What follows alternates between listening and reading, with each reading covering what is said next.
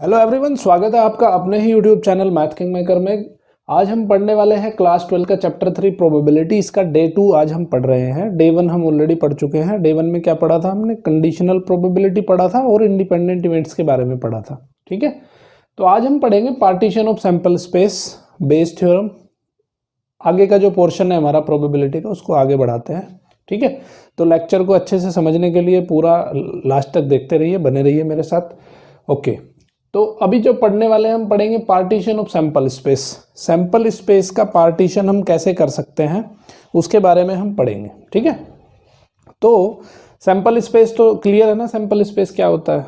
जो भी likely outcomes हैं उन सबको एक साथ लिख लें तो वो बन जाता है आपका सैंपल स्पेस। ठीक है, तो ए सेट ऑफ इवेंट्स। अब उस सैंपल स्पेस के अंदर कुछ इवेंट्स हैं जिनको हम E1, E2, E3 और En मान रहे हैं। ठीक है, इस set to represent a partition of the sample space. तो वो सारी इवेंट अलग अलग मिलके सैंपल स्पेस का पार्टीशन करेंगी, लेकिन उसकी तीन कंडीशन है। E1, E2, E3 और En को हम पार्टीशन कह सकते हैं सैंपल स्पेस का। उसकी तीन कंडीशन है। पहली कंडीशन क्या है कि कोई भी इवेंट का अगर हम पेयर ले लें तो वो डिसजॉइंट होना चाहिए। ठीक है, इसका मतलब क्या है कि किसी भी दो इवेंट का अगर हम इंटरसेक्शन करें तो वो हमें फाई मिलना चाहिए, मतलब दोनों में कुछ भी कॉमन नहीं होना चाहिए। और अगर सारी इवेंट्स का हम यूनियन कर दें तो हमें सैंपल स्पेस मिल जाना चाहिए। और तीसरा है हमारा कि किसी भी इवेंट का अगर हम प्रोबेबिलिटी निकालते हैं तो वो ऑलवेज ग्रेटर देन 0 होना चाहिए। तो इसमें कोई भी इवेंट श्योर शॉर्ट इवेंट भी नहीं होनी चाहिए, क्योंकि श्योर शॉर्ट इवेंट का इम्पॉसिबल इवेंट भी नहीं होनी चाहिए। इम्पॉसिबल इवेंट का जो प्रोबेबिलिटी होता है वो कितना हो जाता है? 0 हो जाता है। तो ध्यान रखना है कि इसको हम सिंपल इवेंट पार्टीशन तभी कहेंगे सैंपल स्पेस का जब ये तीन कंडीशन यहाँ पे फॉलो होती हो। ठीक है, let us take an example एक ले लेते हैं। जैसे हमने डाइस थ्रो करते हैं तो डाइस थ्रो करने के जो सैंपल स्पेस बनेगा वो स्पेस ये बन जाएगा। ठीक है, ओके। अगर हम एक इवेंट ले लें, कौन सा? E1 नंबर का इवेंट, E1 नंबर आने का इवेंट। ठीक है, तो E1 नंबर कौन से होंगे आपके? 2, 4 और 6 होंगे। और एक दूसरा इवेंट ले लेते हैं जिसमें आते हैं ऑड नंबर्स। ओके, तो ऑड नंबर्स कौन से हो जाएंगे आपके? 1, 3 और 5 हो जाएंगे। ओके, तो हम देखते हैं अभी कि जो E1 और E2 इवेंट्स हैं, ये दोनों इवेंट मिलके उसका सैंपल स्पेस का पार्टीशन बनाते हैं कि नहीं बनाते हैं। देखो, पहली कंडीशन क्या है कि दोनों का इंटरसेक्शन करेंगे तो 5 आना चाहिए। E1, E2 का इंटरसेक्शन करोगे तो कितना आएगा? 5 आएगा। तो ये वाली कंडीशन भी सेटिस्फाई हो रही है ना। दोनों का यूनियन करोगे तो यूनियन कितना आएगा? सैंपल स्पेस बन जाएगा आपका। तो ये वाली कंडीशन भी सेटिस्फाई हो रही है। और तीसरी कंडीशन, दोनों की प्रोबेबिलिटी निकालोगे, P ऑफ E1 कितना आ जाएगा? 1/2 आ जाएगा। और P ऑफ E2 कितना आ जाएगा? ये भी आपका 1/2 आ जाएगा। ठीक है, तो इसको हम यहाँ पे हम E1 और E2 को क्या कह सकते हैं? Partition of this sample space. ठीक है, तो ये कंसेप्ट है हमारा पार्टीशन ऑफ सैंपल स्पेस का। ओके, अब हम पढ़ेंगे theorem of total probability. Theorem of total probability क्या कहती है कि अगर हमारे पास E1, E2, En be a partition of the sample space S, partition में बता चुका हूं पहले ही, and suppose that each of the events E1, E2, En has non zero probability. क्योंकि पार्टीशन है तो नॉन जीरो प्रोबेबिलिटी भी होगी। ठीक है, तो ए कोई इवेंट है जो सैंपल स्पेस एस के साथ एसोसिएटेड है, तो उस ए इवेंट की जो प्रोबेबिलिटी होगी that will be equals to P(E1) into P of A once E1 occurred, P of E2 once E2 occurred। और ये इस तरह से ये फॉर्मूला बनेगा। ठीक है, अब इसका हम प्रूफ देख लेते हैं। इसको कहते हैं theorem of total probability. Okay, तो अगर E1, E2, E3 ये सभी पार्टीशन है सैंपल स्पेस का, तो वहां पे आपने क्या पढ़ा था अभी पीछे? पार्टीशन ऑफ सैंपल स्पेस होगा तो उस कंडीशन में क्या होगा कि E1 union E2 union E3 और यूनियन En ये किसके बराबर होना चाहिए? सैंपल स्पेस के बराबर होना चाहिए। एंड E1 या मैं जनरली कह दूं EI और इंटरसेक्शन ई जे ये किसके बराबर होना चाहिए, फाई के बराबर होना चाहिए, जबकि आई और जे इक्वल नहीं है और आई एंड जे की जो वैल्यू है वो 1 2 3 से लेके एन तक है। ठीक है, समझ में आई बात? ओके, अब हम ए कोई इवेंट मान लेते हैं जो कि एस से एसोसिएटेड है। ठीक है, तो अभी हम ए इवेंट को कैसे लिख सकते हैं? अगर देखो हम ए इंटरसेक्शन एस लिखे हैं, ठीक है, हम लिखें अगर ए इंटरसेक्शन एस, तो ए इंटरसेक्शन एस को कैसे लिखेंगे? यहां पे आप एस का मतलब क्या लिख सकते हो, इन सभी पार्टीशन का यूनियन एस की जगह पे लिखा जा सकता है। तो ये हो जाएगा ए इंटरसेक्शन और एस की जगह पे आपने लिख दिया E1 union E2 union E3 और यूनियन En। ठीक है, ओके, अब इसको हम डिस्ट्रीब्यूट कर देते हैं, डिस्ट्रीब्यूटिव लॉ लगा के, इंटरसेक्शन वाला जो डिस्ट्रीब्यूटिव लॉ है आपका। ठीक है, तो इसको हम लिख सकते हैं A intersection E1 A intersection E1 union A intersection E2। ठीक है, ए इंटरसेक्शन E1 लिख दिया, ए इंटरसेक्शन E2 लिख दिया, उसका यूनियन करते रहेंगे सबका। ठीक है, और ए इंटरसेक्शन E3, इसी तरह से ये प्रोसेस चलता रहेगा और लास्ट में कहीं पे आएगा ए इंटरसेक्शन En। क्लियर है बात? ओके, अभी यहाँ पे एक चीज देखिए आप, क्योंकि E1 E2 ये जो है पेयर वाइज एक दूसरे से डिसजॉइंट है, सारे के सारे जो पार्टीशन आपने देखे हैं। ठीक है, तो अब ए का और E1 का अगर हम इंटरसेक्शन करेंगे तो इंटरसेक्शन के अंदर E1 का भी पार्ट होता है, E1 और ए के अंदर जो कॉमन पार्ट होता है वो होता है। ठीक है, ओके, तो इसका मतलब क्या है कि जब ये ए इंटरसेक्शन E1 आएगा तो इसमें जो पार्ट रहेगा वो पार्ट किसका रहेगा, E1 का पार्ट रहेगा, है ना। इसके अंदर E2 का पार्ट रहेगा, इसके अंदर E3 का पार्ट रहेगा, है ना।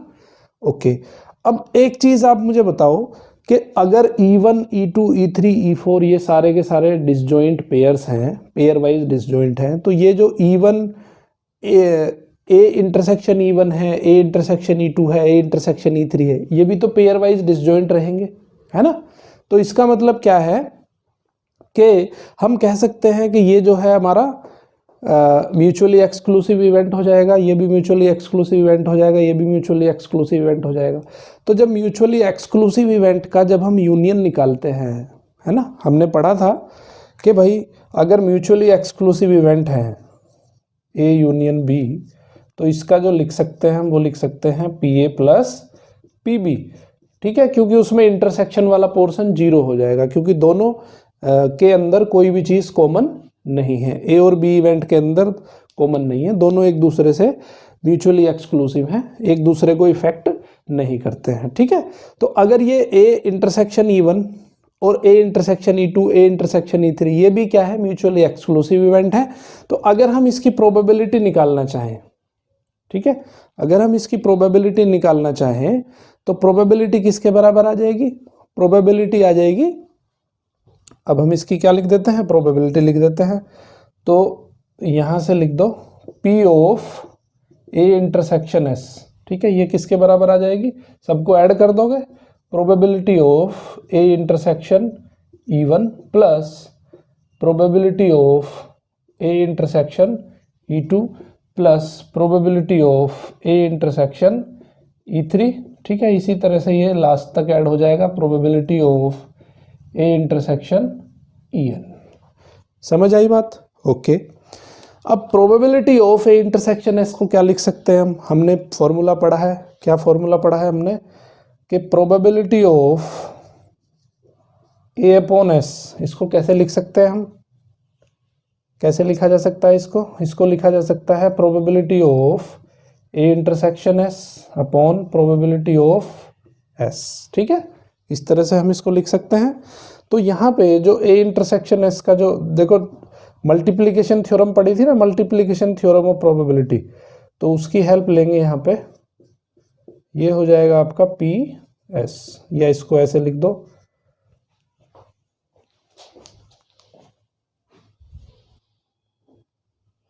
इसको ऐसे भी लिखा जा सकता है PS into P A by S. ठीक है, तो ये हो जाएगा आपका P A intersection S. Clear है? तो हम पी ए इंटरसेक्शन एस की जगह पे क्या लिख सकते हैं, यहाँ पे लिख देंगे हम, ये हो जाएगा आपका P S into P A once S occurred.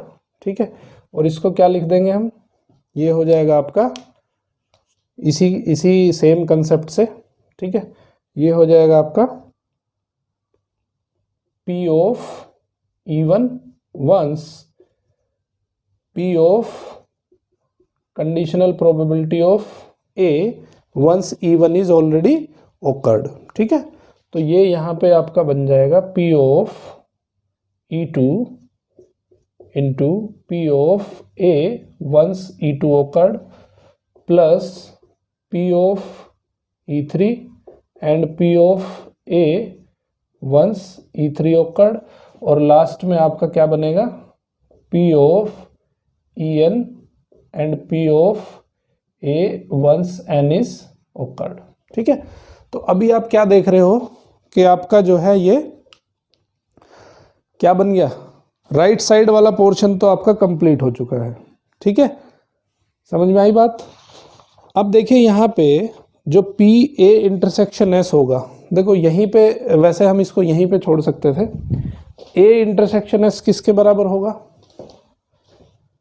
अगर हम ए का और एस का इंटरसेक्शन करें, देखो ए कोई इवेंट है किसका, एस का। ठीक है, ए जो है एस का ही पार्ट है, तो अगर दोनों का इंटरसेक्शन करेंगे तो किसके बराबर आएगा, पी ए के बराबर आएगा, है ना भाई। ए और एस का जब इंटरसेक्शन करेंगे तो पी ए के बराबर आ जाएगा। ठीक है, तो ये हो गई आपकी थ्योरम ऑफ टोटल प्रोबेबिलिटी। अब इस पे बेस्ड हम कुछ क्वेश्चंस देख लेते हैं जिससे कि आपको ये चीज़ें जो है समझ में आ जाए।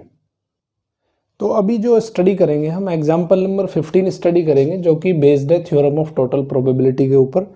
तो यहाँ पे देखिए दो चीज़ होंगी आपके पास, एक तो वो इवेंट होंगी जो ऑलरेडी हो चुकी होंगी। ठीक है, यानी कि हमें एक सैंपल स्पेस बनाना है जिसके कुछ पार्टीशन बनेंगे। ओके, तो क्वेश्चन नंबर एग्जाम्पल नंबर 15 कहता है कि a person has undertaken a construction job, the probabilities are 0.65 that there will be strike. Strike होती है तो उसकी प्रोबेबिलिटी जो है 0.65 है। 0.80 that the construction job will be completed on time if there is no strike, and 0.32 that the construction job will be completed on time if there is a strike. Determine the probability that the construction job will be completed on time. तो आपको यहाँ पे क्या है, दो event बनेंगे। पहला तो इवेंट बनेगा, देखो सैंपल स्पेस क्या बन सकता है कि या तो स्ट्राइक हो या स्ट्राइक ना हो। ठीक है, ये हो जाएगा आपका सैंपल स्पेस। ठीक है, इसका मतलब है कि एक तो ये पार्टीशन हो जाएगा इसका और एक ये पार्टीशन हो जाएगा। ओके, दोनों के बीच को रिलेशन है नहीं है, दोनों में कुछ इंटरसेक्शन अगर निकालेंगे वो फाई आएगा, दोनों का यूनियन करेंगे तो सैंपल स्पेस बन जाएगा। ठीक है, क्योंकि दो ही हो सकता है, या तो स्ट्राइक हो सकती है या स्ट्राइक नहीं हो सकती है।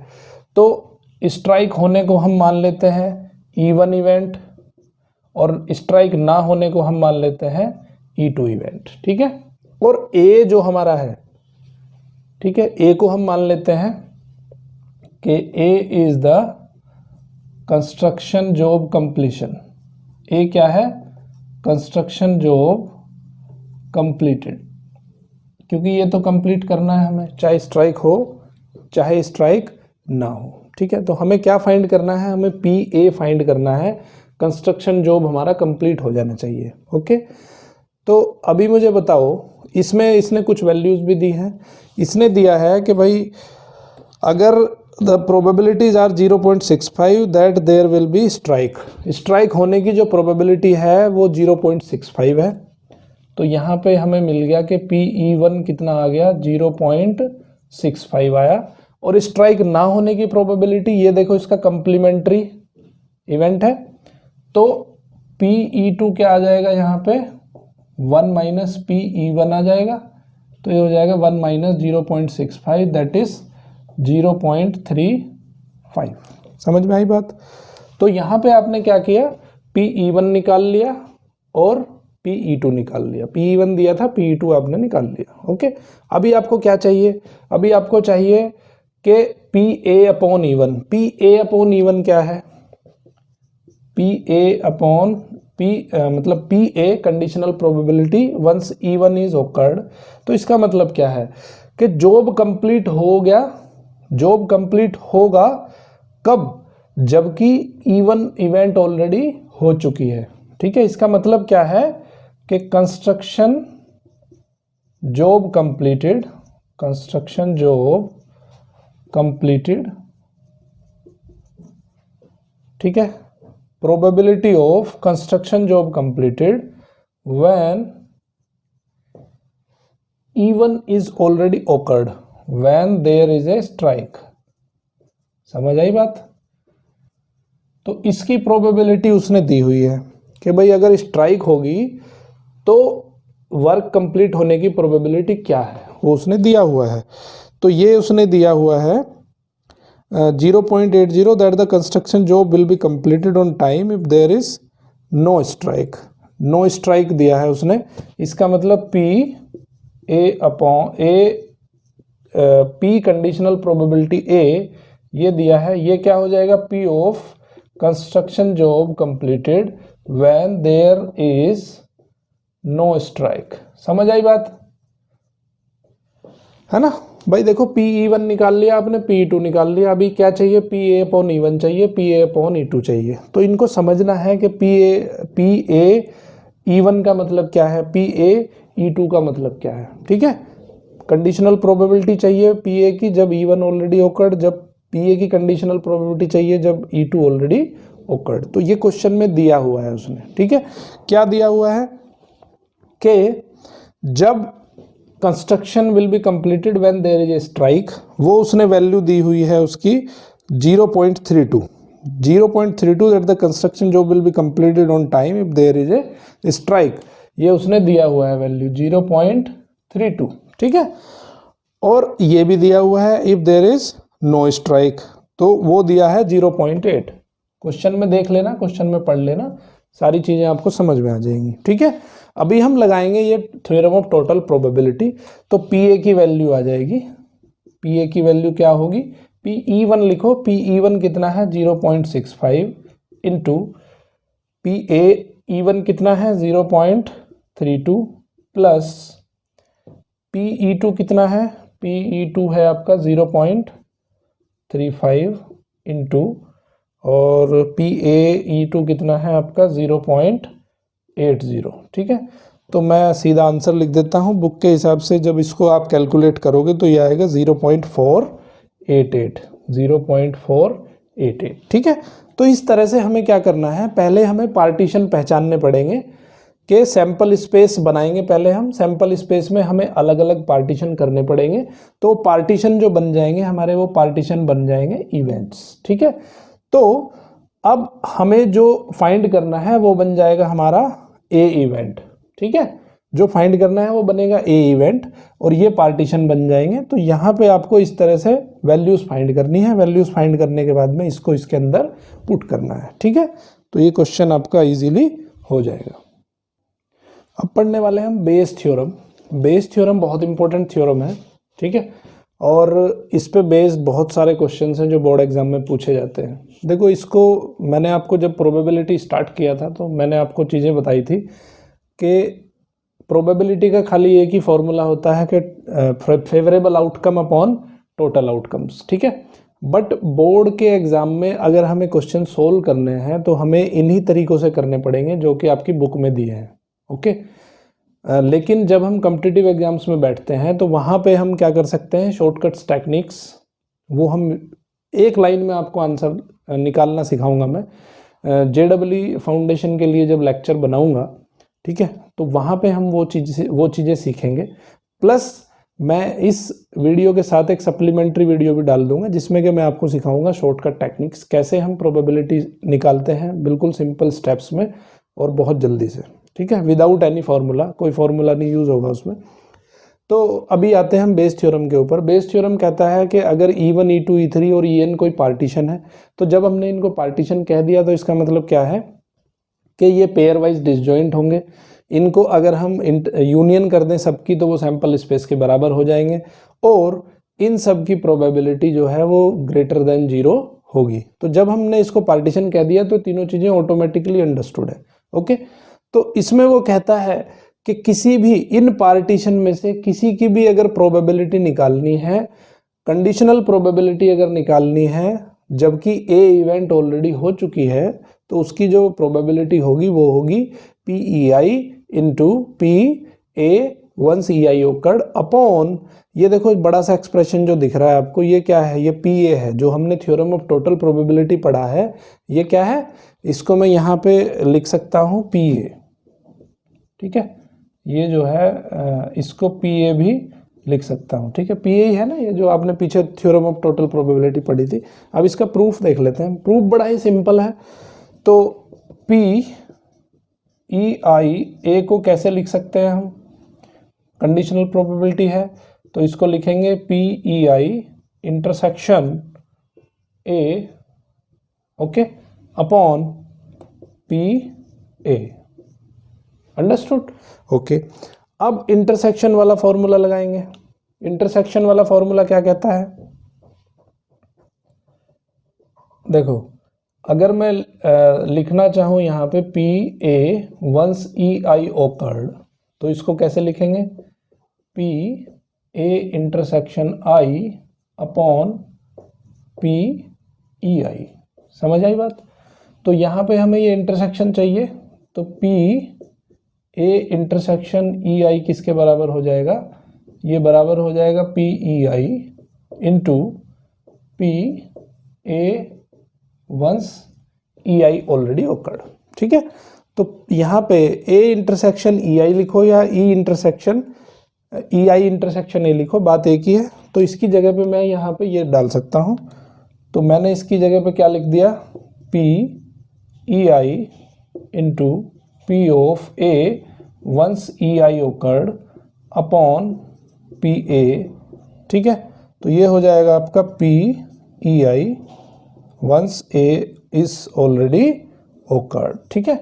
और PA की जगह पे क्या है, इसको लिख सकते हैं हम थ्योरम ऑफ टोटल प्रोबेबिलिटी से। तो बेस थ्योरम यहाँ पे आपकी प्रूव हो जाती है। बहुत ही सिंपल कंसेप्ट है। अब हम कुछ एग्जांपल्स के थ्रू बेस थ्योरम को समझ लेते हैं, ठीक है। बड़े सिंपल से एग्जांपल्स हैं। तो अभी स्टडी करते हैं एग्जाम्पल नंबर 16 जो कि बेस थ्योरम पे बेस्ड है। चैप्टर के लास्ट में मैं आपको बताऊंगा कि कैसे आप क्वेश्चंस को पहचानोगे कि ये बेस थ्योरम से होगा या किससे होगा, क्योंकि काफ़ी सारे कन्फ्यूजन आ जाते हैं जब बोर्ड में आप एग्ज़ाम करने बैठते हो तो क्वेश्चंस आते हैं तो कन्फ्यूज़ भी हो जाते हैं हम कि इसमें कौन सा फॉर्मूला लगाएं, है ना। तो वो कन्फ्यूजन भी दूर करेंगे जब हम लास्ट में चैप्टर को फिनिश करेंगे, तो सारी चीज़ें मैं आपको डिस्क्राइब करूँगा। ओके, एग्जाम्पल नंबर 16 कहता है कि बैग 1 कंटेन्स 3 रेड बॉल। देखो यहाँ पे जो बनेगा ना, कुछ ट्री टाइप की स्ट्रक्चर बनेगी जब हम बेस थ्योरम वाले क्वेश्चन करेंगे। तो वो क्वेश्चन में कहता है कि भाई 2 बैग हैं हमारे पास, एक है बैग 1 और दूसरा है बैग 2, ठीक है। 2 बैग है हमारे पास, एक बैग 1 है और एक बैग 2 है, ठीक है। ओके, अब बैग 1 के अंदर, अब देखो सबसे पहली चीज़ तो यही है कि दोनों बैग को भी हम अलग अलग तरह से, जरूरी नहीं है कि कौन से बैग में हाथ डालना है ना। तो दोनों की प्रोबेबिलिटी, बैग 1 की प्रोबेबिलिटी 1/2, भाई ज़रूरी थोड़ा है कि बैग 1 से ही हम बॉल निकालेंगे, बैग 2 से भी बॉल निकाल सकते हैं, तो दोनों की प्रोबेबिलिटी हाफ हाफ हो जाएगी। तो वो कहता है कि भाई बैग 1 के अंदर कितनी बॉल है, बैग 1 के अंदर 3 रेड एंड 4 ब्लैक है। 3 बॉल यहाँ पे रेड है और 4 बॉल यहाँ पे ब्लैक है बैग 1 के अंदर, ठीक है। बैग 2 के अंदर क्या है, bag 2 contains 5 red and 6 black. Bag 2 के अंदर 5 रेड बॉल है और 6 जो है वो ब्लैक बॉल है। समझ में आई बात। ओके, अभी यहाँ पे आप ये देखिए कि सबसे पहली चीज़ है कि पार्टीशन क्या बन रहा है आपका, पार्टीशन बन रहा है आपका बैग E1 या बैग E2 चूज करने का जो इवेंट है ये बन रहा है आपका पार्टीशन। ओके, तो यहाँ पे जो बैग E1 चूज करने का जो इवेंट है उसको E1 मान लेंगे, और बैग E2 चूज करने का जो इवेंट है उसको हमने मान लिया E2। समझ गए बात? ओके, तो अभी क्वेश्चन में क्या कहता है? क्वेश्चन में कह रहा है कि one ball is drawn at random. One ball जो है किसी भी बैग से ड्रॉ हो सकती है at random from one of the bag and it is found to be red. अब हमें उसने क्या दे दिया कि वो जो बॉल है वो रेड है। ओके, बॉल कैसी है? रेड है। लेकिन आगे भी उसने दिया है कि रेड है। Find the probability that it was drawn from bag 2। Conditional probability हमें फाइंड करनी है किसकी? जब बैग 2 में से वो निकाला गया है। भाई बैग 2 में से निकाला गया है तो E2 आ जाएगा, जबकि वो बॉल रेड है तो रेड होने की जो प्रोबेबिलिटी है उसको हम A मान लेते हैं। समझ आई बात? तो जबकि वो बॉल कैसी है? रेड है, तो रेड होने की इवेंट को हमने A इवेंट मान लिया, और बैग 1 चूज करने की इवेंट को E1 मान लिया, बैग 2 चूज करने की इवेंट को हमने E2 मान लिया। हमें फाइंड करना है कि जब वो बॉल जो निकाली गई है, वो बॉल निकाली है वो रेड होनी चाहिए, तो रेड तो ऑलरेडी हो चुकी है, मतलब ये इवेंट तो ऑलरेडी ओकर्ड हो चुकी है, और वो जो बॉल है वो बैग 2 से ही निकलनी चाहिए। तो यहाँ पे P E2 जबकि A ऑलरेडी हो चुका है, ये हमें फाइंड करना है। ठीक है, तो चाहिए क्या क्या हमें? एक तो P E1 चाहिए, P E1 चाहिए। तो P E1 कितना है? P E1 1/2 है ना भाई। बैग 1 से निकालने की प्रोबेबिलिटी 1/2 है, क्योंकि दोनों बैग में से ही निकाला जा सकता है, तो इसकी प्रोबेबिलिटी भी उतनी होगी, इसकी प्रोबेबिलिटी उतनी होगी, दोनों मिलके 1 बनेगा। तो P E1 आ गया आपका 1/2, P E2 आ गया आपका कितना? 1/2। ठीक है, तो यहाँ पे किसकी जरूरत पड़ने वाली है हमें? एक तो जरूरत पड़ने वाली है P A once E1 occurred और P A once E2 occurred. P A once E1 occurred का मतलब क्या है? मतलब ये है कि भाई बॉल हमें निकालनी है बैग 1 से, तो ये बैग 1 से निकालने वाली इवेंट पहले ही हो चुकी है, तो बैग 1 से बॉल निकालने की प्रोबेबिलिटी बॉल के रेड होने की प्रोबेबिलिटी जबकि ये बैग E1 से मतलब बैग 1 से निकाली गई हो। ठीक है, तो इसके फेवर में कितनी प्रोबेबिलिटी हो सकती है? 3 आपके पास रेड बॉल है और टोटल बॉल कितनी है? 7 बॉल है, तो इसकी जो प्रोबेबिलिटी आ जाएगी वो कितनी आ जाएगी? 3/7। बॉल के रेड होने की प्रोबेबिलिटी आ गई आपकी 3/7, जबकि वो बैग 1 से निकाली गई है, मतलब E1 इवेंट पहले ही हो चुकी है। अब सेम वे में बॉल के रेड होने की प्रोबेबिलिटी जबकि वो बैग 2 से निकाली गई हो, तो 5/11 आ जाएगी। समझ गए बात को? सिंपल है। ओके, अब इस फॉर्मूले में आप टिका दो इनको, तो यहां पे क्या हो जाएगा? P E1 P A once E1 occurred. तो अब देखो बैग 2 से निकालना है बॉल आपको, तो E2 A चाहिए आपको, है ना? तो यहाँ पे E2 लिखना पड़ेगा हमें। तो फॉर्मूला क्या बन जाएगा हमारा? P E2 into P A once E2 occurred upon P E1 into P A once E1 occurred plus P E2 and P A once E2 occurred. ठीक है, अब इसको रख दो वैल्यूज। P E2 कितना है? P E2 है 1/2, P A once E2 occurred ये है आपका 5/11। नीचे क्या आ जाएगा? 1/2 इंटू 3/7 प्लस 1/2 इंटू 5/11। ठीक है, सब कैलकुलेट कर लेना। कैलकुलेट करने के बाद आ जाएगा 35/68। ठीक है, समझ गए बात को?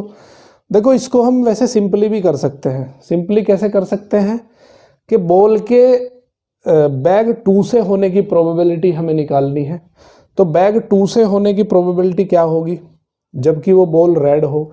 तो बॉल का रेड भी होना जरूरी है और बॉल का बैग 2 से निकलना भी जरूरी है ना।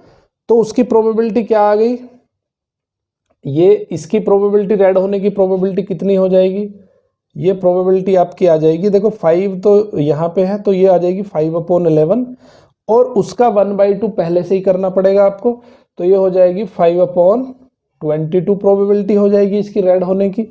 और ठीक है, हमें रेड पे ही ध्यान देना है और यहाँ पे रेड होने की प्रोबेबिलिटी क्या हो जाएगी 3/7 और 1/2। देखो ये शॉर्टकट तरीका बता रहा हूँ मैं, ये बोर्ड एग्जाम में अप्लाई नहीं करना है, ठीक है, ये मैं शॉर्टकट तरीका बता रहा हूँ आपको कैसे करना है। तो बैग 1 से रेड बॉल निकालने की प्रोबेबिलिटी क्या हो जाएगी 3/7 और 1/2 ऑलरेडी है, तो ये हो जाएगा 3/14। ठीक है, समझ आई बात। ओके, अब देखो इसके फेवर में कंडीशन कितनी है, फेवर में कंडीशन कितनी है कि वो बैग 2 से ही निकले। तो बैग 2 से निकलने की जो प्रोबेबिलिटी है वो रेड होने की वो है 5/22।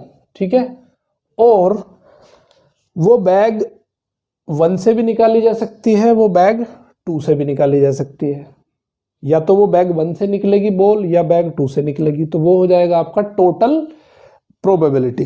ठीक है, तो टोटल कितना आ जाएगा, उसका रेड होने की प्रोबेबिलिटी 3/14 प्लस 5/22। तो इसको सोल्व करोगे आप तो ये आएगा 35/68। ठीक है, ये है आपकी शॉर्टकट टेक्निक जो आप यूज कर सकते हो। ठीक है, ओके। तो अभी हम लोग 17th एग्जाम्पल देख लेते हैं। 17th एग्जाम्पल में क्या कह रहा है कि गिवन 3 आइडेंटिकल बॉक्सेस। तो यहाँ पे क्या है, बॉक्स 1 दिया हुआ है, बॉक्स 2 दिया हुआ है और एक बॉक्स 3 दिया हुआ है। ठीक है, तो तीनों को रैंडमली चूज करने की प्रोबेबिलिटी क्या हो जाएगी 1/3 1/3 1/3। तो ये इवेंट इवन हो जाएगी, तो P(E1) जो है 1/3 आ गया, P(E2) आ गया आपका 1/3 और P(E3) आ गया आपका 1/3। ठीक है, अब वो कहता है कि बॉक्स 1 के अंदर 2 कॉइन हैं, दोनों के दोनों गोल्ड हैं। बॉक्स 2 के अंदर दोनों कॉइन सिल्वर के हैं। बॉक्स 3 के अंदर एक गोल्ड कॉइन है और एक सिल्वर कॉइन है। तो वो पूछना चाहता है, क्या पूछना चाहता है वो, कि भाई हमने जो कॉइन रैंडमली निकाला है वो कॉइन गोल्ड का है। ठीक है, कॉइन गोल्ड का है, इसका मतलब ए इवेंट उसने दे दिया कि the chosen coin is gold, chosen coin is of gold, वो कॉइन कैसा है, गोल्ड का है। अब वो कह रहा है कि इसकी क्या प्रोबेबिलिटी है कि वो जो है, जो बाकी बचा हुआ सिक्का है वो भी गोल्ड का ही हो। एक सिक्का तो निकाल लिया उन्होंने, गोल्ड का है वो। ठीक है, तो इस बात की क्या प्रोबेबिलिटी है कि वो जो सिक्का बाकी का बचा हुआ है वो भी गोल्ड का हो। तो उसका कहने का मतलब क्या है, कहने का मतलब ये है, देखो ऐसा कौन से बॉक्स में हो सकता है जैसा वो क्या चाह रहा है, तो ऐसा केवल बॉक्स 1 के अंदर हो सकता है, क्योंकि बॉक्स 2 में तो हो ही नहीं सकता, क्योंकि दोनों कॉइन इसके पास तो सिल्वर है। बॉक्स 3 के पास भी हो सकता है, लेकिन अगर एक गोल्ड का ऑलरेडी हम निकाल चुके हैं तो दूसरा तो सिल्वर का बचेगा इसमें। इसका मतलब वो बॉक्स 3 की भी बात नहीं कर रहा। तो वो क्या चाह रहा है, वो बॉक्स 1 से सिक्का निकालना चाह रहा है, तो वो उसकी प्रोबेबिलिटी पूछ रहा है कि भाई अगर ये सिक्का बॉक्स 1 से निकला हो तो इसकी क्या प्रोबेबिलिटी है। ठीक है, इसका मतलब है कि हमें निकालना है P(E1) once that coin is of gold. E1 का मतलब बॉक्स 1 से निकाला हमने उसको। तो बेस थ्योरम क्या कहती है कि P(E1)/A किसके बराबर होगा, P(E1) into P(A)/E1 upon P(E1) into P(A)/E1 plus P(E2) और P(A)/E2 plus P(E3) into P(A)/E3। ये हमें निकालना है इस फॉर्मूले का यूज करते हुए। तो P(E1), E2, E3 दिया हुआ है। ठीक है, ये यहाँ पे 1/3 1/3। अब हमें क्या निकालना है, P(A)/E1 निकालना है।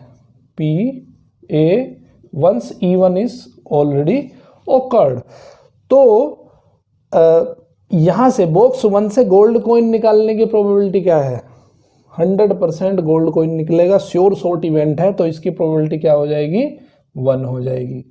PA1E2 occurred, इसकी प्रोबेबिलिटी क्या होगी भाई? यहाँ से गोल्ड कॉइन निकल सकता है क्या? नहीं निकल सकता। ये कैसी इवेंट है? इम्पॉसिबल इवेंट है। इसकी प्रोबेबिलिटी क्या हो जाएगी? 0 हो जाएगी। और तीसरा जो है आपका E3, इस बॉक्स से गोल्ड कॉइन निकलने की प्रोबेबिलिटी कितनी है? यहाँ से तो गोल्ड भी निकल सकता है, सिल्वर भी निकल सकता है, दोनों की प्रोबेबिलिटी बराबर है। इसका मतलब कितनी प्रोबेबिलिटी आ गई? 1/2 आ गई। बात आई समझ में? ओके, तो अब इस सिंपल इस फॉर्मूले में रख दो, तो यहाँ से आ जाएगा आपका PE1A, तो ये फॉर्मूला हो जाएगा आपका PE1 है 1/3, ये वैल्यू है 1, तो 1/3 into 1 plus 1/3 into 0 plus 1/3 into 1/2, इसको सोल्व करोगे तो आंसर आ जाएगा आपका 2/3। ओके, अब यहाँ मैं इसका शॉर्टकट भी टेक्निक बताता हूँ आपको। ये प्रोबेबिलिटी इसकी 1/3, तो यहाँ से गोल्ड कॉइन निकलने की प्रोबेबिलिटी कितनी हो जाएगी? 1/3 हो जाएगी, क्योंकि यहाँ से प्रोबेबिलिटी 1 आएगी। यहाँ से कॉइन निकलने की प्रोबेबिलिटी 0 है, और यहाँ से गोल्ड कॉइन निकलने की प्रोबेबिलिटी कितनी है? 1/2 है, बट ये प्रोबेबिलिटी ऑलरेडी 1/3 है, तो इसका मल्टीप्लाई करने के बाद कितना हो जाएगा? 1/6 हो जाएगा। अब ये बॉक्स 1 से निकले, इसकी क्या प्रोबेबिलिटी है? फेवरेबल कंडीशन क्या है? फेवरेबल प्रोबेबिलिटी क्या है? 1/3 है, बॉक्स 1 से निकलना चाहिए। तो जो फेवरेबल है उसको ऊपर लिखो, टोटल को नीचे लिख दो, तो 1/3 प्लस 0 प्लस 1/6, इसको जब आप सोल्व करोगे तो आंसर आ जाएगा 2/3। बट ये तरीका आपको बोर्ड एग्जाम में अप्लाई नहीं करना है। जब कॉम्पिटिटिव एग्जाम में बैठते हो तो ये तरीका आप तब अप्लाई कर सकते हो। अब हम देखेंगे एग्जाम्पल नंबर 18। एग्जाम्पल नंबर 18 में कह रहा है कि suppose that the reliability of a HIV test is specified as follows. Of people having HIV 90% of the test detect the disease but 10% go undetected. तो देखो इसमें क्या उसने दिया है क्वेश्चन में, उसका ट्री हम बना लेते हैं। देखो दो केसेस हो सकते हैं, या तो HIV पॉजिटिव हो सकता है या HIV नेगेटिव हो सकता है। ठीक है, जो उसने पेशेंट टेस्ट किए हैं वो HIV पॉजिटिव हो सकते हैं या HIV नेगेटिव हो सकते हैं। तो इसका मतलब क्या है कि ये इवेंट हो गई आपकी E1 इवेंट, पॉजिटिव होने की इवेंट E1 हो गई, और नेगेटिव होने की इवेंट E2 हो गई। ठीक है, इसकी प्रोबेबिलिटी 1/2 हो गई, इसकी प्रोबेबिलिटी भी 1/2 हो गई। इसका मतलब क्या है कि PE1 आपका 1/2 आ गया, और PE2 भी आपका जो कितना आ गया? 1/2 आ गया। समझ आई बात? ओके, तो अब ये सॉरी इसने जो है दिया है प्रोबेबिलिटी, उसने दी है, तो 1/2 नहीं आएगी यहाँ पे, उसने दिया है इसकी प्रोबेबिलिटी क्या है। ओके, तो पॉजिटिव होने की प्रोबेबिलिटी भी दी है और नेगेटिव होने की प्रोबेबिलिटी भी दी है, वो दी है उसने। तो कह रहा है कि हाँ, तो अभी ये कहता है कि ये जो पॉजिटिव पीपल हैं उसमें भी ऐसा नहीं है कि टोटल पॉजिटिव हैं, तो जब वो डायग्नोस्टिक के लिए जाते हैं तो उसमें कुछ पॉजिटिव भी निकलते हैं, कुछ नेगेटिव भी निकलते हैं। मतलब टेस्ट जो है, जब हम इनको टेस्ट करते हैं पॉजिटिव पेशेंट्स को, तो कुछ उसमें पॉजिटिव भी निकलते हैं, कुछ उसमें नेगेटिव भी दिखाता है ना। ऐसा नहीं है कि सारे के सारे पॉजिटिव पेशेंट्स को वो पॉजिटिव ही दिखाता है, कुछ को नेगेटिव भी दिखा देता है। ठीक है, मतलब ह्यूमन एरर या मशीन एरर कुछ भी कह सकते हैं। तो ये जो HIV नेगेटिव है ये भी ऐसा ही करता है। मतलब एक्चुअल में जो HIV नेगेटिव हैं उन लोगों को कुछ को ये पॉजिटिव भी दिखा देता है, कुछ को ये नेगेटिव भी दिखा देता है। ठीक है, हर बार जो टेस्ट होता है वो टेस्ट बिल्कुल एक्यूरेट नहीं है। तो ये डेटा उसने दिया है। अब इस डेटा को हम फिल करते हैं क्या क्या उसने दिया है। ठीक है, तो वो कहता है कि भाई 90% of the test detects the disease but 10% go undetected। इसका मतलब क्या है कि 90% पर्सन ऐसे हैं जो टेस्ट में पॉजिटिव डिटेक्ट होते हैं, है ना। इसका मतलब है कि वो पॉजिटिव भी हैं और डिटेक्ट भी पॉजिटिव ही होते हैं। तो ऐसे लोग कितने हैं? 90%। तो 90% ऐसे लोग हैं, तो इसकी प्रोबेबिलिटी क्या होगी? 0.9 हो गई। अगर इसको प्रोबेबिलिटी की टर्म में मैं लिखूं तो कितनी हो गई? 0.9 हो गई। तो अब इसका मतलब क्या है कि E1 इवेंट तो ऑलरेडी ओकर्ड है। ओके चलो इसको पहले हम ट्री को कंप्लीट करते हैं। तो वो कह रहा है कि 90% of the test detect but 10% go undetected. 10% जो है उसमें वो हमारे अनडिटेक्टेड आते हैं। ठीक है, तो अनडिटेक्टेड का मतलब क्या है कि पॉजिटिव तो है वो, बट वो कैसे हैं, नेगेटिव दिखते हैं हमें, अनडिटेक्टेड हुए। तो इसका मतलब वो कितने हैं, 10% दिया है उसने, तो 10% कितना हो जाएगा इसका, 0.1 इसकी प्रोबेबिलिटी आ गई। समझ में आई बात? ओके हाँ, अब ये कहता है कि of people free of HIV, जो लोग HIV नेगेटिव हैं, मतलब जो फ्री ऑफ HIV हैं, उसमें क्या होता है कि 99% of the test are judged as negative. अब इसमें जो नेगेटिव हैं उनके जो टेस्ट हैं वो 99% नेगेटिव आते हैं। तो इसका मतलब इसकी प्रोबेबिलिटी कितनी हो गई, 0.99 प्रोबेबिलिटी आ गई इसकी। और नेगेटिव वालों को भी लैब रिपोर्ट पॉजिटिव दिखा देती है। ऐसे लोगों की परसेंटेज कितनी बताई है, ऐसे लोगों की परसेंटेज है 1%। तो ऐसे लोगों की परसेंटेज 1% है, इसका मतलब क्या है, 0.01। तो ये आ गई वो प्रोबेबिलिटी कि वो नेगेटिव होते हुए भी पॉजिटिव टेस्ट में, टेस्ट की रिपोर्ट जो है उनकी वो पॉजिटिव आती है। ओके, तो यहाँ तक हो गया क्वेश्चन। अब ये कहता है कि from a large population of which only 0.1% have HIV। अब ये कहता है कि इतनी सारी पॉपुलेशन में से जो HIV वाले जो लोग हैं वो कितने हैं, 0.1%। तो इसका मतलब ये जो HIV पॉजिटिव है ये कितना है, 0.1%।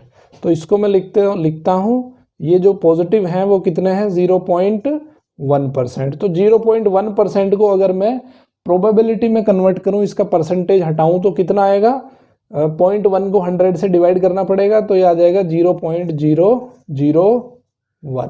समझ में आई बात? तो ये आ गई आपकी पॉजिटिव होने की प्रोबेबिलिटी। समझ आई बात? ओके, तो अब ये कहता है कि from a large population of which only 0.1% have HIV, 1% is selected. अब इन पब्लिक में से 1% हम निकाल लेते हैं, given the HIV test and the pathologist reports him her as positive. ठीक है, तो पॉजिटिव लोगों में से हमने क्या करा, एक बंदे को चूज किया और उसकी जो रिपोर्ट आई वो कैसी आई, पॉजिटिव रिपोर्ट आई। ठीक है, तो कौन सी इवेंट ऑलरेडी ओकर्ड हो चुकी है, पॉजिटिव वाली, कि जो बंदा चूज किया है वो उसकी रिपोर्ट कैसी आनी है, पॉजिटिव आनी है। तो ए इवेंट क्या आ गई कि रिपोर्ट इज पॉजिटिव। उसकी पॉजिटिव रिपोर्ट होने की इवेंट को हमने क्या कहा है, ए कहा है। समझ आई बात? Okay, and the pathology report him as positive, what is the probability that the person actually has HIV। तो उसकी क्या प्रोबेबिलिटी है कि वो एक्चुअली उसको HIV होगा। तो एक्चुअली HIV हो रहा है, इसका मतलब क्या है कि वो E1 इवेंट का पार्ट है ना, इस इवेंट का वो पार्ट है अगर उसको एक्चुअली HIV हो रहा है। इसका मतलब क्या है कि हमें जो फाइंड करना है वो फाइंड करना है PE1, जबकि A ऑलरेडी हो चुका है ना। तो इसका बेस थ्योरम से क्या हो जाएगा, PE1 into PA once E1 occurred upon PE1 once E1 occurred plus PE2 into PA once E2 already occurred। ठीक है, तो ये प्रोबेबिलिटी हम ऑलरेडी लिख चुके हैं। ये प्रोबेबिलिटी क्या है कि जब पॉजिटिव रिपोर्ट आती है जबकि उसको ग्रुप पॉजिटिव लोगों में से ही उठाया गया है ना, तो ये आ जाएगा, ये जो प्रोबेबिलिटी आ जाएगी आपकी, ये प्रोबेबिलिटी क्या है, ये प्रोबेबिलिटी आपकी है PA once it is selected from E1। तो ये हो जाएगा आपका PAE1, पॉजिटिव के बारे में डिस्कस करना है हमें सिर्फ, और ये हो जाएगा आपका PA once E2 occurred। Report कैसी आई उसकी रिपोर्ट आई पॉजिटिव। तो यहाँ से भी तो हो सकता है ऐसा, पॉजिटिव रिपोर्ट आने की प्रोबेबिलिटी तो यहाँ भी है, यहाँ भी पॉसिबिलिटी है कि नेगेटिव होते हुए भी उसकी रिपोर्ट पॉजिटिव है ना। तो सेलेक्ट तो ग्रुप E2 से हुआ है बट रिपोर्ट उसकी कैसी है, पॉजिटिव है। तो ये आ जाएगा आपका PA वंस E2 ओकर्ड। सारी वैल्यूज पुट कर दो तो आपको आंसर मिल जाएगा। PE1A ये किसके बराबर आ जाएगा, PE1 कितना है 0.01, 0.001। तो देखो जब ये 0.001 है तो ये कितना होगा, क्योंकि दोनों कंप्लीमेंट्री इवेंट हैं, या तो वो पॉजिटिव होगा या वो नेगेटिव होगा। तो इसकी जो प्रोबेबिलिटी आ जाएगी वो आ जाएगी 0.999, दोनों को मिला के 1 होना चाहिए।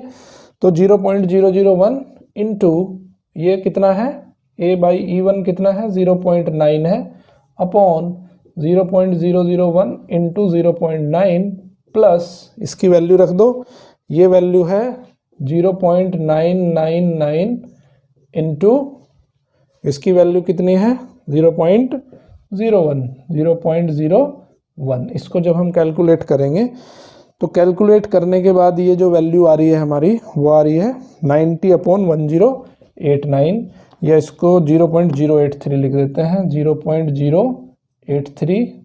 तो ये आ गई इसकी प्रोबेबिलिटी, जबकि वो रिपोर्ट भी पॉजिटिव हो और एक्चुअल में भी वो HIV पॉजिटिव हो, तो उसकी प्रोबेबिलिटी ये आ गई। ठीक है, अब इसको शॉर्टकट तरीके से देख लेते हैं। शॉर्टकट तरीका क्या है कि पॉजिटिव होने की रिपोर्ट पॉजिटिव होने के पॉसिबिलिटी क्या है जबकि वो ग्रुप E1 से लिया गया हो, तो फेवरेबल कंडीशन ये आ गई है ना। तो फेवरेबल कंडीशन 0.9 इंटू 0.001, तो ये आ जाएगी 0.9 इंटू 0.001 अपॉन टोटल क्या है, वो यहाँ से भी हो सकता है वो यहाँ से भी हो सकता है। तो ये आ जाएगा आपका 0.9 इंटू 0.001। ठीक है, ये तो ऊपर वाले ग्रुप की प्रोबेबिलिटी आ गई। इसकी प्रोबेबिलिटी क्या है 0.999 इंटू 0.01। तो इस तरह से भी आप इसको कर सकते हो directly without Bayes theorem, but ये एग्जाम में एप्लीकेबल नहीं है। अब हम देखते हैं एग्जाम्पल नंबर 19। ठीक है, 19 भी इसी तरह का है। उसमें क्या है, in a factory which manufactures bolts machine A, B and C manufactures respectively. तो वहाँ पे क्या है, 3 मशीन है, एक मशीन A है, ठीक है, एक मशीन B है और एक मशीन है C। तो हम क्या करते हैं, इसको ये हो जाएगा आपका E1 इवेंट मान लेते हैं, इसको E2 इवेंट मान लेते हैं और इसको E3 इवेंट मान लेते हैं। ठीक है, तो अब ये कहता है कि in a factory which manufactures bolts machine A, B and C manufactures respectively 25%, 35%, 40% of the bolts.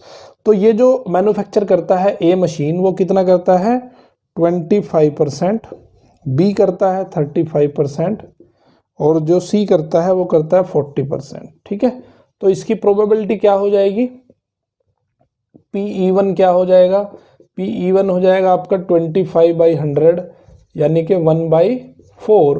PE2 कितना हो जाएगा, PE2 आ जाएगा आपका 35/100। ठीक है, और PE3 कितना आ जाएगा, PE3 आ जाएगा आपका 40/100। ठीक है, यानी कि 2/5। तो ये आ गया आपका PE3। समझ गए बात। तो जितना क्वेश्चन आपको समझ आ रहा है उतने क्वेश्चन को आप लिखते रहो।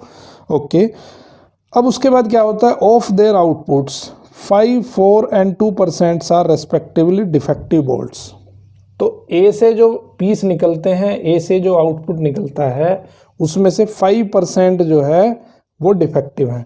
तो डिफेक्टिव परसेंटेज कितनी है इसकी, डिफेक्टिव परसेंटेज, इसकी डिफेक्टिव परसेंटेज और इसकी डिफेक्टिव परसेंटेज कितनी है, इसकी डिफेक्टिव परसेंटेज है 5, इसकी 4 और इसकी 2%। तो इसकी प्रोबेबिलिटी निकाल सकते हैं हम, है ना। तो इसकी जो प्रोबेबिलिटी आ जाएगी वो आ जाएगी, यहीं पे लिख देता हूँ, इसकी जो प्रोबेबिलिटी आ जाएगी डिफेक्टिव होने की वो लिख सकते हो आप, है ना। तो डिफेक्टिव होने की प्रोबेबिलिटी क्या होगी इसकी, तो ये टोटल कितना है 5 + 4 9 + 2 11, ठीक है। तो डिफेक्टिव होने की जो प्रोबेबिलिटी आ जाएगी वो निकाल लोगे आप। ओके, अभी क्वेश्चन आगे क्या कहता है कि ए bolt is drawn at random. अब क्या है कि यहां से बोल्ट एक ड्रॉ होता है और तो सबसे पहले हम इसकी प्रोबेबिलिटी की टर्म में इसको लिख देते हैं। ये 5% है, ये 4% है और ये 2% है, ठीक है। तो इसको अगर प्रोबेबिलिटी की टर्म में लिखते हैं 5% को, तो कितना बनेगा 0.05 बनेगा, 100 से डिवाइड करना पड़ेगा।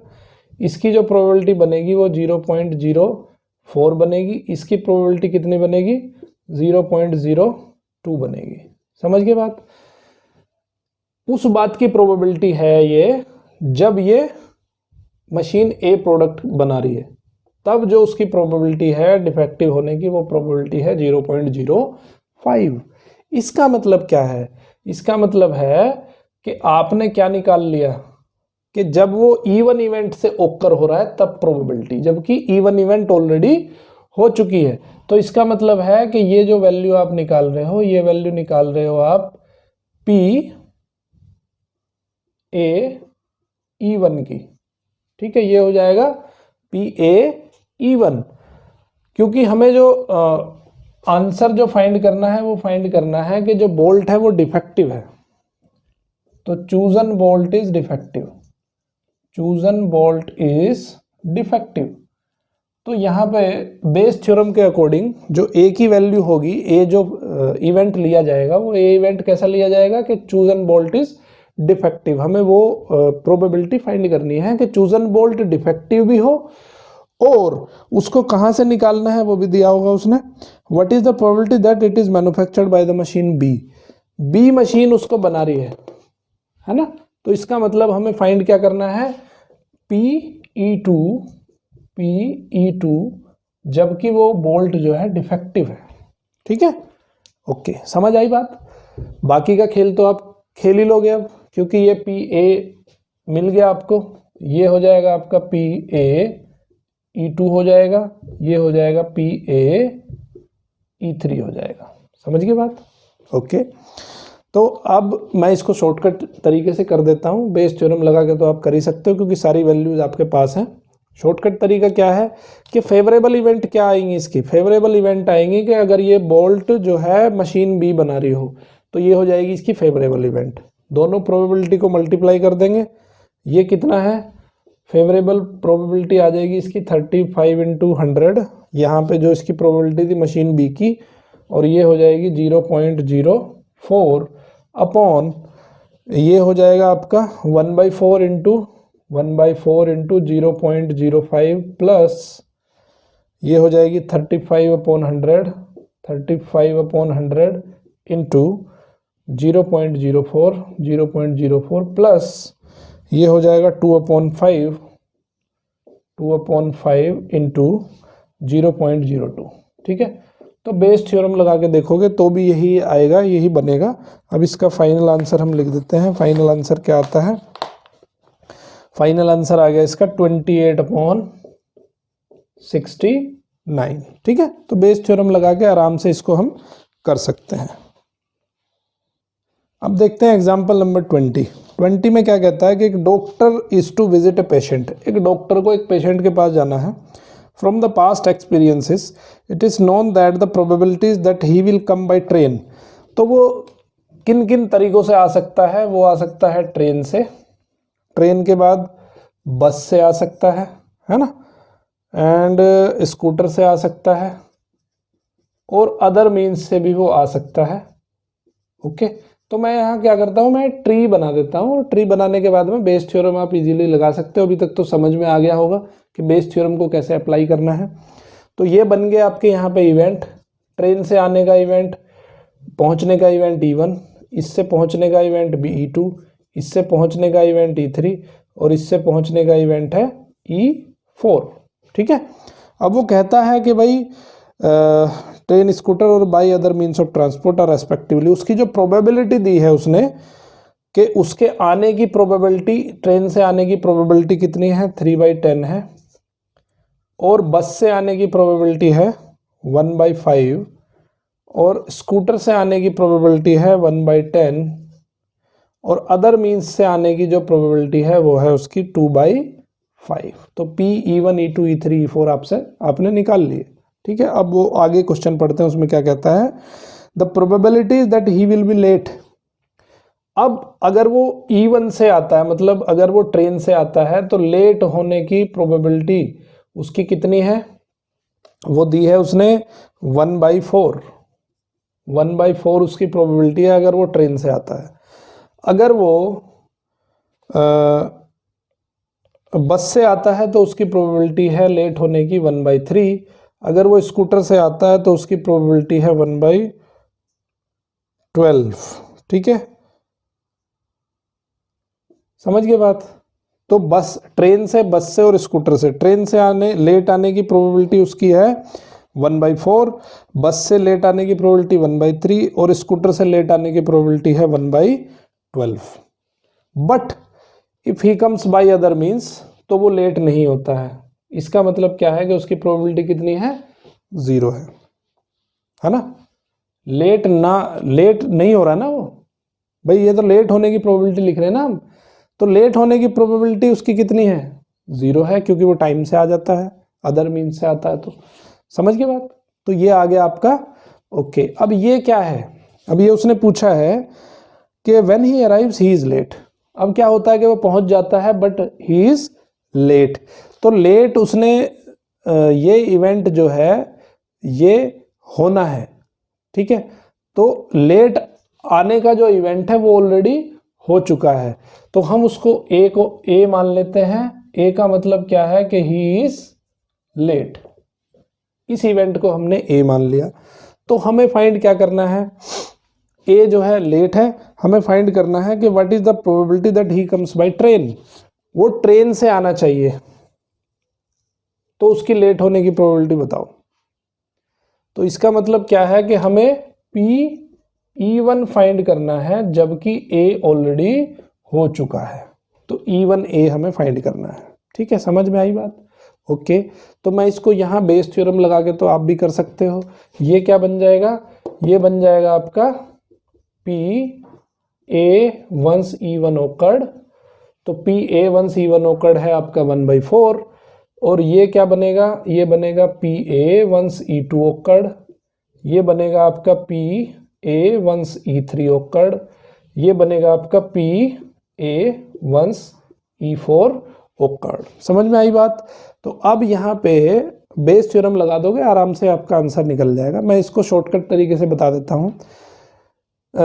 फेवरेबल कंडीशन क्या है उसकी, भाई वो ट्रेन से भी आना चाहिए, लेट भी होना चाहिए। तो फेवरेबल कंडीशन तो ये हो गई। इसका मतलब क्या है कि 3/10 इंटू 1/4 अपॉन, अब वो ट्रेन से भी आ सकता है, बस से भी आ सकता है, स्कूटर से भी आ सकता है, अदर मीन्स से भी आ सकता है, चारों तरीके से आ सकता है। तो उसकी प्रोबेबिलिटी क्या हो गई, 3/10 इंटू 1/4 प्लस सबको जोड़ दो, तो ये हो जाएगा 1/5 इंटू 1/3 प्लस 1/10 इंटू 1/12, 1/10 इंटू 1/12 और प्लस 2/5 इंटू 0। तो ये जो टोटल आप आंसर निकालोगे इसका कैलकुलेशन के बाद, फिर आंसर आ जाएगा आपका 1/2। समझ गए बात। तो इस तरह से जो है हमें क्वेश्चन करने हैं। एग्जाम्पल नंबर 20 आपका हो गया यहाँ पे। ओके, अब एक बहुत इंपॉर्टेंट क्वेश्चन हम डिस्कस करते हैं। एग्जाम्पल नंबर 21 बहुत इंपॉर्टेंट क्वेश्चन है। A man is known to speak truth 3 out of 4 times. ठीक है, तो यहाँ पे 2 इवेंट बन रहे हैं। क्या बन रहे हैं कि जब वो ट्रूथ बोल रहा है, एक बार तो वो ट्रू बोल सकता है या वो फॉल्स बोल सकता है। ठीक है, तो यहाँ पे 2 इवेंट बने आपके, ट्रू बोलने का इवेंट हो गया एक तो, और एक फॉल्स बोलने का इवेंट हो गया, है ना। या तो वो ट्रू बोल सकता है या वो फॉल्स बोल सकता है। तो उसने कहा है कि भाई वो स्पीक ट्रूथ करता है 3 आउट ऑफ 4 टाइम्स, 4 में से 3 बार वो ट्रूथ ही बोलता है। तो उसकी प्रोबेबिलिटी क्या हो जाएगी, ट्रूथ बोलने की 3/4 हो जाएगी, और फॉल्स बोलने की कितनी हो जाएगी, 1/4 हो जाएगी। समझ में आई बात। ओके, अब क्या कहता है कि ही थ्रो ए डाई। अब डाई थ्रो होती है and reports that it is a 6। अब यहाँ पे दो चीज़ें हो सकती हैं, डाई थ्रो हुई बट उसने क्या बताया, उसको 6 बताया। तो ऐसा भी हो सकता है कि वो ट्रू बोल रहा हो और ऐसा भी हो सकता है कि वो फॉल्स बोल रहा हो। भाई ज़रूरी तो नहीं है कि वो ट्रू ही बोल रहा हो या फॉल्स ही बोल रहा हो, दोनों कंडीशन हो सकती हैं। तो 6 जो है दोनों कंडीशन में वो बता सकता है ना। तो उसने रिपोर्ट किया कि भाई वो 6 है। Find the probability that it is actually a 6। तो अभी हमें क्या फाइंड करना है, हमें फाइंड करना है कि वो एक्चुअल में ही 6 है। समझ गए बात। तो अब देखो, अगर वो ट्रू बोल रहा है और वो एक्चुअल में 6 है, तो यहाँ पे 6 आने की प्रोबेबिलिटी क्या है, 6 आने की प्रोबेबिलिटी कितनी है, 6 टू अपीयर, इसकी जो प्रोबेबिलिटी है वो कितनी है, 1/6। डाई थ्रो करोगे तो उसकी प्रोबेबिलिटी कितनी हो जाती है, टोटल 1/6 हो जाती है। और अगर ये फॉल्स बोल रहा है कि भाई 6 आया है, तो इसका मतलब क्या है कि 6 एक्चुअल में नहीं आया है। भाई फॉल्स कह रहा है अगर वो, और वो कह रहा है 6 आया, तो इसका मतलब 6 नहीं आया है। तो 6 से दूसरा कोई नंबर आया है ना। तो दूसरा नंबर क्या आ सकता है, दूसरा नंबर 1 भी आ सकता है, 2 भी आ सकता है, 3 भी आ सकता है, 4 भी आ सकता है, 5 भी आ सकता है। तो उन सब की अगर प्रोबेबिलिटी हम मिला लें तो मिला के प्रोबेबिलिटी कितनी हो जाएगी, 1/6, 1/6, 1/6, 1/6, 1/6। तो टोटल कितनी हो जाएगी, 5/6 हो जाएगी। समझ में आई बात। तो इसका मतलब ये E1 E2 आ गया, ये क्या आ गया आपका। अब वो पूछ रहा है क्वेश्चन में कि find the probability that it is actually 6। इसका मतलब है कि वो सही बोल रहा है और 6 ही आया है। तो ये हो जाएगी आपकी फेवरेबल इवेंट्स। ठीक है। तो ए क्या हो गया, ए इवेंट क्या हो गया कि it is appeared as 6, it is appeared as 6 number जो है डाई पे आया है, ये हो जाएगी आपकी ए इवेंट। समझ में आई बात। तो अब बेस थ्योरम लगा दो यहाँ पे, तो ये हो जाएगा क्या, ये हो जाएगा आपका P A once it is true, है ना। ये हो जाएगा P A once E1 is already occurred, और ये क्या हो जाएगा, P A once E2 is already occurred. तो आप यहाँ पे बेस थ्योरम में रख दोगे, इसको रखने के बाद में आंसर आपका इजीली निकल जाएगा। ठीक है, ओके। अब क्या है कि ये तो हो गई बेस थ्योरम वाली बात। इसको डायरेक्टली भी हम कर सकते हैं। डायरेक्टली कैसे कर सकते हैं, जैसे हम पीछे से करते आए हैं। फेवरेबल इवेंट्स क्या हो गई इसकी, फेवरेबल प्रोबेबिलिटी 3/4 इंटू 1/6 अपॉन, क्योंकि ये वाला कंसिडर होना है तो फेवरेबल इवेंट ये हो गए अपॉन में टोटल प्रोबेबिलिटी। तो टोटल हो जाएगी 3/4 इंटू 1/6 प्लस 1/4 इंटू 5/6। ठीक है, बेस थ्योरम से भी यही आएगा। तो जब हम इसको मल्टीप्लाई करेंगे, इसको सोल्व करेंगे, तो सोल्व करने के बाद में जो आ जाएगा वो लिख देता हूँ मैं, 3/8 आ जाएगा। 3/8 इसको आ गया। ओके, ये चाहे तो आप इसको डायरेक्टली भी कर सकते हो, चाहे तो बेस थ्योरम से भी कर सकते हो, but depending upon the situation. Competitive exams के नज़रिए से देख रहे हो तो डायरेक्टली करना है। अगर 12th में बोर्ड एग्जाम में आप प्रिपेयर कर रहे हो, वहाँ से जो है कॉपी में लिख रहे हो आप, तो आपको बेस थ्योरम से क्वेश्चन करने, इसमें कोई डाउट नहीं होना चाहिए। ओके, ये लेक्चर आपका यहीं पे ख़त्म होता है। अगर ये लेक्चर आपको अच्छा लगा तो इस चैनल को लाइक कर दीजिए, शेयर कर दीजिए और चैनल को सब्सक्राइब कर दीजिए बेल आइकन के साथ, जिससे कि आपको अर्ली नोटिफिकेशन मिल सके। पढ़ते रहिए मैथ किंग मेकर के साथ। मिलते हैं आपसे नेक्स्ट लेक्चर में।